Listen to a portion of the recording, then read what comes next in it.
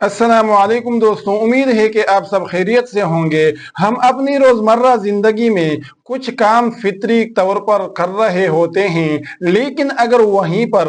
ہم یہ کام سنت کے مبارک طریقے پر کریں گے تو یہی فطری کام ہمارے لیے بہت بڑی سعادت اور نجات کا ذریعہ بنیں گے۔ مثال کے طور پر بشری تقاضا ہے کہ ہم تقریباً دن میں 2 سے 3 مرتبہ کھانا کھاتے ہیں۔ اسی طرح ہم نے روزمرہ کی بنیاد پر کپڑے پہننے ہوتے ہیں، تو اگر ہم یہی کھانے پینے اور کپڑے پہننے کے کام کو سنت کے مطابق کریں گے تو یہی بشری تقاضے والے جو کام ہے، جو اعمال ہے، یہ ہمارے لیے آخرت میں مکمل طور پر نجات کا سبب بنیں گے۔ تو آج کی ویڈیو میں ہم اس طرح ہی کے کچھ اعمال کے بارے میں جانکاری حاصل کرنے والے ہیں جو ویسے تو ہم بشری طور پر فطری طور پر کر رہے ہوتے ہیں، لیکن سنت کے مطابق کرنے کی صورت میں یہ ہمارے لیے نجات کا سبب بن جاتے ہیں۔ تو ویڈیو بڑی زبردست ہونے والی ہے، اس لیے آپ سے درخواست ہے کہ ویڈیو کے ساتھ آخر تک جڑے رہیے،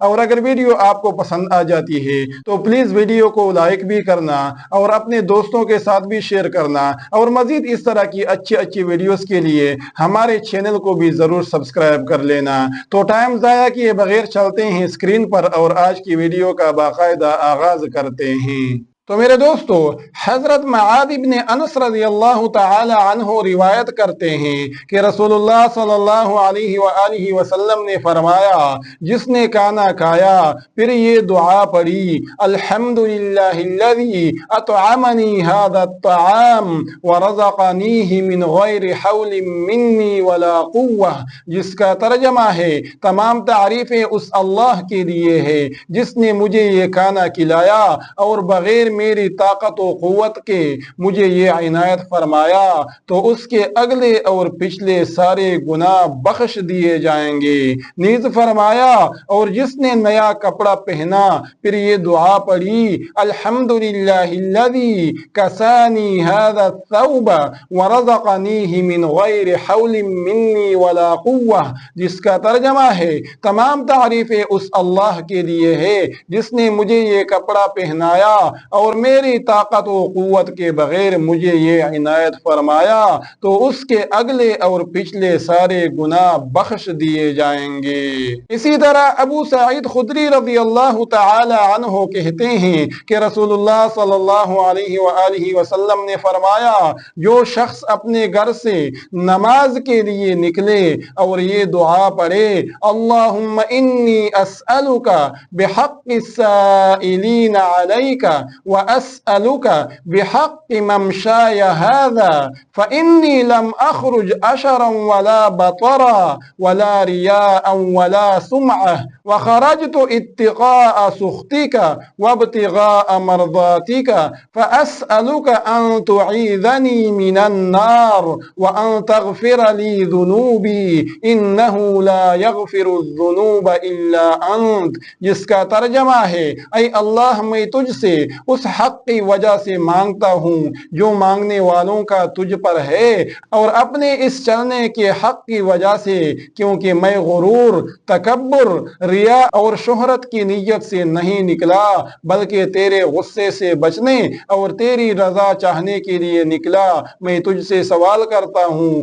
کہ تو مجھے جہنم سے پناہ دے دے اور میرے گناہوں کو معاف کر دے، اس لیے کہ گناہوں کو تیرے علاوہ کوئی نہیں معاف کر سکتا۔ تو اللہ تعالی اس کی جانب متوجہ ہوگا اور 70,000 فرشتے اس کے لیے دعائے مغفرت کریں گے۔ اسی طرح عبادہ بن صامت رضی اللہ تعالی عنہ کہتے ہیں کہ رسول اللہ صلی اللہ علیہ وآلہ وسلم نے فرمایا، جو رات میں بیدار ہو اور آنکھ کھلتے ہی یہ دعا پڑھے، لا الہ الا اللہ وحدہ لا شریک لہ، لہ الملک ولہ लहुल हम्द व हुवा अला कुल्लि शैइन क़दीर, सुब्हानल्लाहि वल्हम्दुलिल्लाहि व ला इलाहा इल्लल्लाहु वल्लाहु अकबर व ला हौला व ला कुव्वता इल्ला बिल्लाहिल अलिय्यिल अज़ीम, जिसका तर्जमा है अल्लाह के अलावा कोई माबूद बरहक नहीं, वो यकता है, उसका कोई शरीक नहीं, उसी के लिए बादशाहत है और उसी के लिए हम्दो सना है, वही हर चीज पर कादिर है। अल्लाह की पाकी बयान करता हूँ, तमाम तारीफें अल्लाह ही के लिए हैं, अल्लाह के सिवा कोई माबूद बरहक नहीं, अल्लाह ही सबसे बड़ा है। ताकत व कुव्वत अल्लाह बुलंदो बरतर की तौफीक ही से है। फिर ये दुआ पढ़े, रब्बिग़फिरली, ऐ रब मुझको बख्श दे, तो वो बख्श दिया जाएगा। तो मेरे दोस्तों, अहादीस और उनकी फजीलतें आपके सामने आ गई। अल्लाह तबारक व तआला हम सबको इन तमाम अमाल पर पाबंदी से अमल पेरा होने की तौफीक अता फरमाए। आखिर में फिर से अर्ज है, अगर वीडियो आपको पसंद आई है तो प्लीज वीडियो को लाइक करना, अपने दोस्तों के साथ शेयर करना और मजीद इस तरह की अच्छी अच्छी वीडियोस के लिए हमारे चैनल को भी जरूर सब्सक्राइब कर लेना। वमा अलैना इल्लल बलागुल मुबीन।